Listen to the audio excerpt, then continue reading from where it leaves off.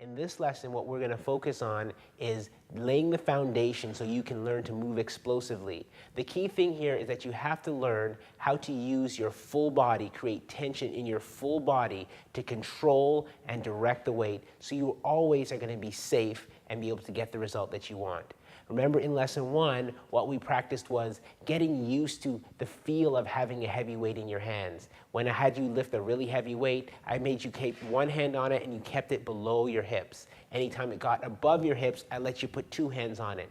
We're going to take a step further this time, but we're still going to follow that sequence. The sequence I tend to use when moving people from one weight to the next. When we're on their beginner weight, I'll let them put 2 hands on it. As they get used to it, I'll let them put 1 hand on it. The next step I'll do is I'll put 2 hands on 2 kettlebells of the exact same weight. Then I move them up to the next weight. So you're going to start to see me play with that series as we go through different types of moving programs. But what we're going to start with today is some variations of the squat, and then we're going to move in some variations on the press. Okay? So you remember from lesson 1, when we grabbed it with 2 hands, we put our thumbs together, and we put our thumbs through the hole, and we grabbed the ball, and we brought it to our chest. Now this position actually has a name. We call it the catcher's position, like a baseball catcher, okay? So this is the easiest position for us to learn how to squat because the ball is in our hands. It's not going to move dynamically like a kettlebell typically will. It's going to move more like a regular weight. I'm going to keep my chest nice and tall, my elbows in tight to my side, and I'm going to practice my squat by sticking my butt back. Now the big change when you start to practice kettlebells is you got to learn how to hold the weight with your hips. So notice I'm not standing straight up. This is all the weight in my arms. What I do is I take my butt and I squeeze my glutes and I tuck my hips under. Okay? I don't lean back. That's not right. Tuck my hips under and I put the weight on top of my hips. Okay? So now the weight's in my hands. I'm going to sit back and I'm going to tuck and get tight. I sit back and I tuck. Okay? See it from another angle.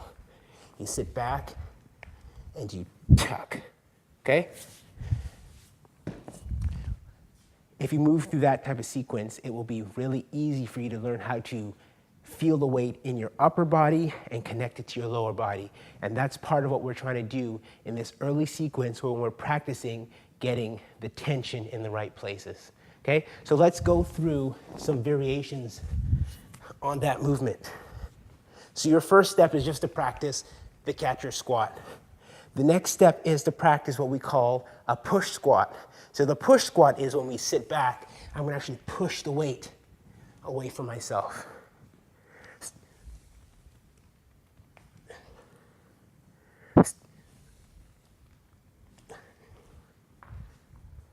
See it from another angle. Okay, so when you practice the push squat, what you're going to find is that your abs will automatically contract and your breath is going to naturally hold itself for a split second. That's what I want.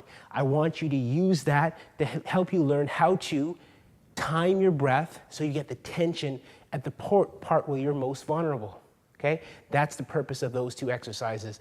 You'll see them a lot in programs 3 and 4 in terms of me trying to get your body used to what I want it to do. The next variation of the squat we're going to work on is called getting used to things in the rack. So we're starting to get more in traditional kettlebell type stuff now. This is your thumb corner. Okay? You're going to take your thumb corner and you're going to put it at the corner. So the corner is where the horns and the handle meet. Those are the horns, that's the handle. You're going to put it at the front corner. You got to be careful that you don't put it at the back corner, okay? You got to put it at the front corner. So I have my weight at the front corner, and you'll see it slightly on that angle. The easiest way for me to get it up to my chest is to put my second hand on and roll it to my chest, okay? Just to save you having to rewind the tape, let me do it for you one more time. Thumb corner, reverse grip, kind of like I'm holding a baseball bat. Roll it around, it's going to come to my chest. This here is what we call the rack position. This is the fundamental and one of the most important positions that you have to learn how to do in kettlebell training. What you're going to look for in this position, number 1, is you're going to take a look at your wrist. Is your wrist broken? that's a broken wrist. A lot of folks will do that. You gotta get away from that. You cannot compromise that for a second. So you point your wrist, your knuckles to the sky, and your wrist is gonna be perfectly straight. Your elbows are gonna come in tight to your body, okay? And we're gonna get that same tuck that we talked about before. I'm gonna take my hips, my glutes, and I'm gonna squeeze, and this is where I'm gonna hold the weight. Tuck and squeeze, okay? Tuck and squeeze. So it's like you're resting your weight on the shelf, and the shelf is that big thigh bone. So once you can find that feeling, you're gonna practice that in every portion of your squat. Squat down, tuck and squeeze. Squat down, tuck and squeeze, okay? Squat down, tuck and squeeze. You can switch hands. I got my wrist straight, elbows in tight, got my rack. Down, tuck and squeeze. So no matter what I do, whether it's doing a lunge, whether it's a side lunge, whether it's a crossing lunge, notice, I always hold the rack. I always finish on the shelf. That's what you gotta remember. If you can keep those points in mind, you're gonna be doing a great job with the squats.